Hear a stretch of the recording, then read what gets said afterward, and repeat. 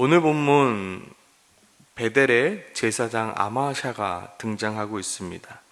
그리고 그 베델의 제사장 아마샤는 이스라엘 왕 여로보암에게 지금 아모스가 어떤 예언을 하고 있는지에 대해서 보고하고 있으며 그 보고의 내용들이 부정적인 의견들이 함께 포함되어 있습니다.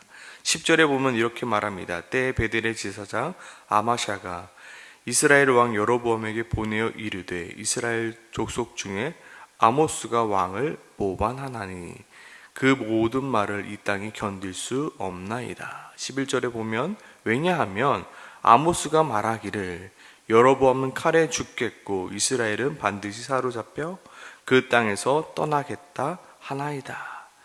지금 실로 아모스가 북이스라엘에게 전하고 있는 메시지는 충격적인 이야기이긴 사실입니다. 어떻게 왕이 죽게 되면 어떻게 이스라엘 백성들이 모두 반드시 사로잡혀 가겠다라고 예언하는 것이 맞을 수 있겠습니까? 하지만 이 내용은 아모스만이 전하고 있었던 내용이 아니라 이사야를 비롯한 수많은 선지자들이 이미 전했던 내용들이었습니다. 또한 분명히 알아야 되는 것이 이것은 단순히 아모스만 전했던 내용들이 아니라 당시 하나님의 말씀에 끼어있는 자라면 누구나 알고 있었던 메시지였다는 것입니다. 왜냐하면 신명기 여호수아 또한 기타 다른 성경에서도 분명히 이러한 이야기를 하고 있었기 때문입니다. 분명히 하나님의 말씀을 어긴 자, 분명히 하나님 외에 다른 신을 섬기는 자는 망하게 된다는 것을 모든 사람이 알고 있었던 내용이었기 때문입니다.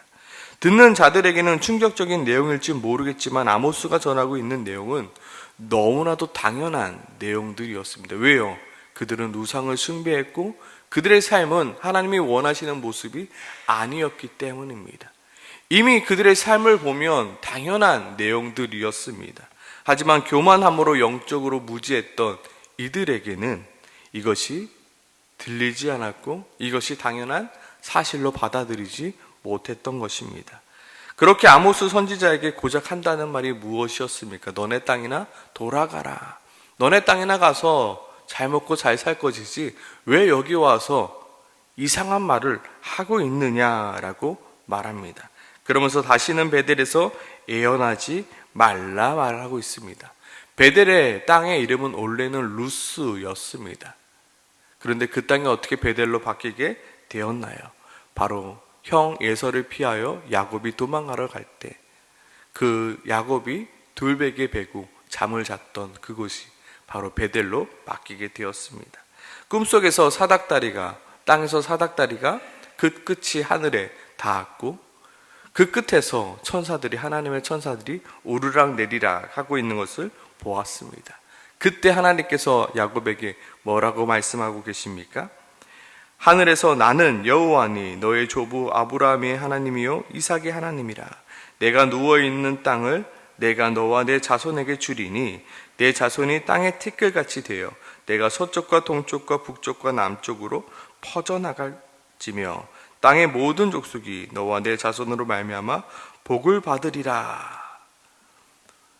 이 말을 듣고 야곱이 거기에 단을 쌓고 이곳을 베델이라라고 지었던 곳입니다.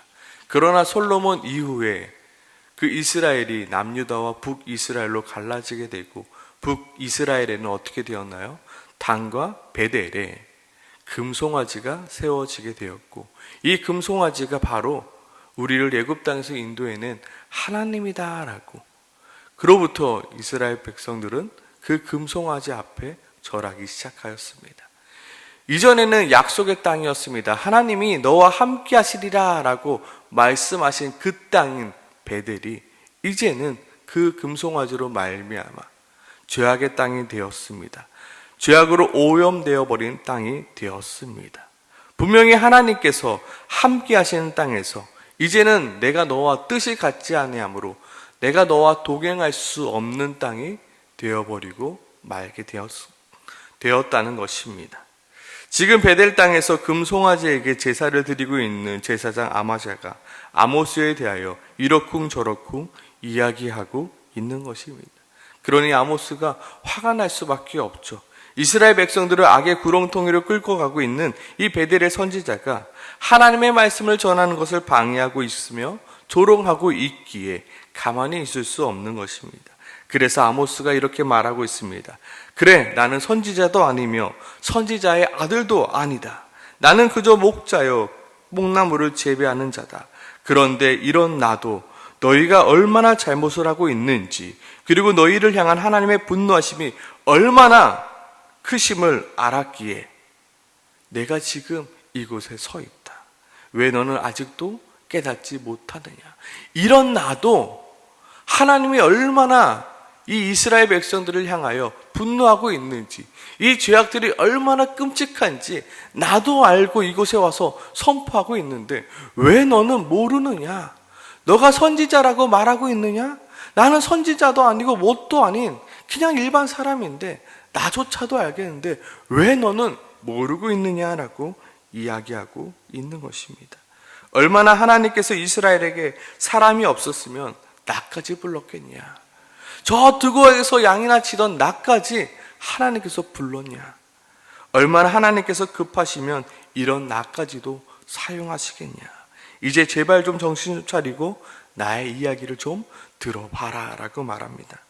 그리고 내가 전하고 있는 말씀이 바로 하나님의 말씀이니 너는 이제부터라도 정신을 차리는 것이 좋겠다라고 이야기하고 있습니다. 문제는 무엇입니까? 그것은 바로 베델의 제사장 아마샤를 향한 하나님의 분노요, 하나님의 메시지였습니다. 17절이죠.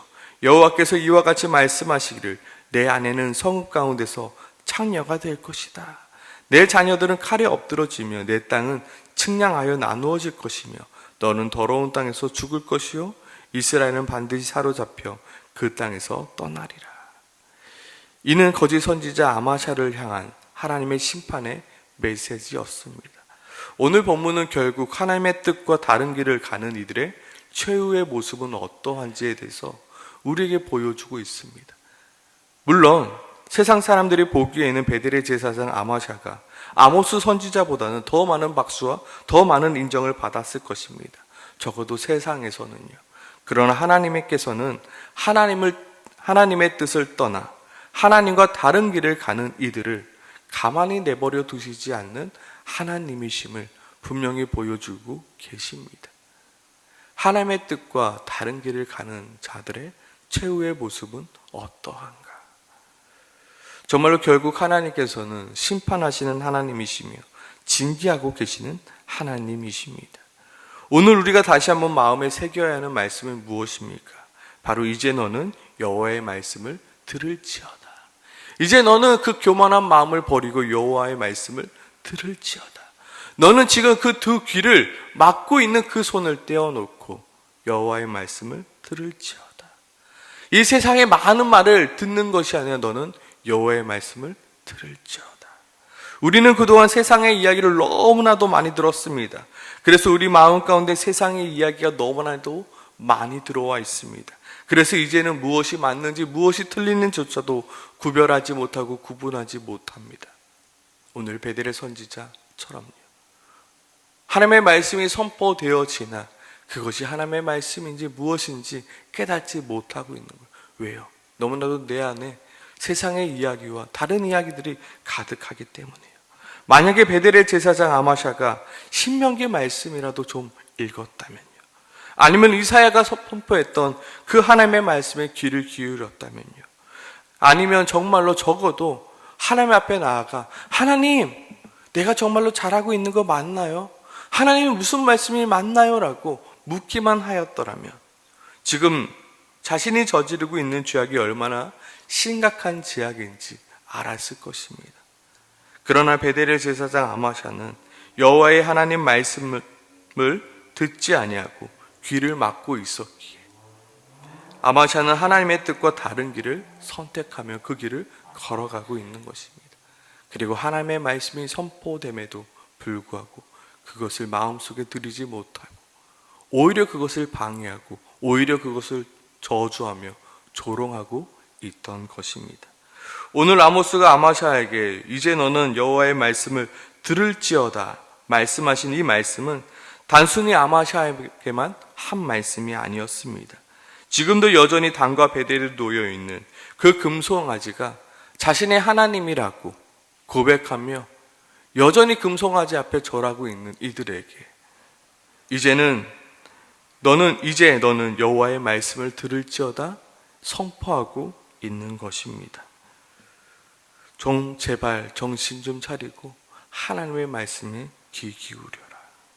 너희가 듣지 아니하면 오늘 아마샤에게 임했던 저주가 너희에게도 동일하게 임할 것이니 너는 여호와의 말씀을 들을지어다 말씀하고 있는 것입니다. 그리고 오늘을 살아가고 있는 우리에게도 동일하게 경고하고 있는 것입니다. 너는 누구의 말을 듣고 살아가겠느냐? 너는 누구의 음성을 듣고 살아가겠느냐? 너는 누구의 말씀으로 살아가겠느냐? 너는 이제 여호와의 하나님 말씀을 들을지어다. 여태까지 다른 것을 듣고 살아왔다라면, 다른 것을 따라 살아갔다라면 이제는 여호와의 말씀을 들을지어다. 여호와의 말씀을 듣지 아니하고 다른 뜻과 다른 길을 가면 아마샤와 같은 이러한 최후를 맞이할 것이니 너는 어리석은 자가 되지 말고 여호와의 말씀을 들을지어다. 그리고 한 번 더 하나님께서는 오늘 말씀을 통하여 우리에게 권면하고 있습니다. 여전히 이스라엘 백성들처럼 여호와의 말씀을 듣지 않는 이들에게도 여전히 너는 유대 땅으로 돌아가라 외치는 아마샤와 같은 이들에게도 어떻게 해요? 너는 아모스와 같이 하나님의 말씀을 전파하고 또 전파하라. 포기하지 말고 너는 전하여라 권면하고 있는 것입니다. 왜냐하면 그것이 우리의 사명이기 때문입니다. 아모스가 지금 북이스라엘에 가서 선포하고 있는 이유가 무엇입니까? 지금 아모스 앞에 아모스가 선포한 말씀을 듣고 사람들이 회개하고 돌아오는 열매를 바라보며 아모스가 선포하고 있진 않습니다. 사람들은 아모스의 이야기에 귀 기울이지 않습니다. 오히려 조롱하고요, 오히려 저주하며 오히려 귀를 막고 있습니다. 그럼에도 불구하고 아모스는 계속해서 전하고 있는 모습이 오늘 아모스의 모습입니다. 두고와 시골 사람이 자신의 땅도 아닌 그 북이스라엘에 가서 들으려 하지 않는 이들에게도 가서 하나님을 전하고 있습니다. 분명히 그것이 핍박받아 마땅할 그 메시지인 줄 알면서도 그는 전하고 있습니다. 아무도 아모스를 환영하지 않습니다. 너희 땅에나 가서 떡이나 먹고 잘 살아라라고 이야기하는 말만 들을 뿐입니다. 그래도 아모스는 계속해서 전하고 있습니다. 그들이 듣든지 아니 듣든지 그들 가운데 하나님이 있음을 알게 하려고요.